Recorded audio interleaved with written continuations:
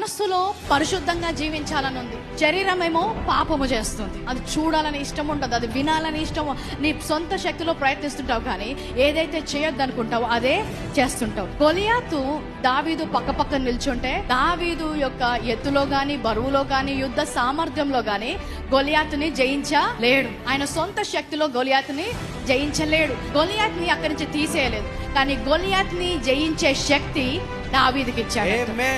నీ పాప విషయంలో కూడా అంతే. నీ పాప విషయంలో కూడా నీ సొంత శక్తితో నీవు గెలవలేవు. ఈ లోకంలో ఆయన పాపాన్ని తొలగించలేదు, కానీ ఆ పాపాన్ని జయించే శక్తి ఆయన కృప ద్వారా మనకు అనుగ్రహిస్తున్నాడు. రోమా 6:14 ఏమంటుందంటే, మీరు కృపకే గాని ధర్మశాస్త్రమునకు లోనైన వారు కారు గనుక పాపము మీ మీద ప్రభుత్వము చేయదు.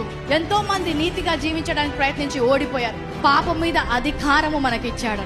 అది కృప ద్వారానే సాధ్యం, ధర్మశాస్త్రం ద్వారా సాధ్యము కాదు. ఆ పాపము ప్రభుత్వము చేయలేదంట. కృప మనకిచ్చింది పాపాన్ని జయించడానికి, పాపంలో జీవించడానికి కాదు. చాలా మంది వాక్యము అర్థము కాక కృపా వాక్యము బోధించబడినప్పుడు పాపాన్ని ప్రోత్సహిస్తున్నారు అంటున్నారు.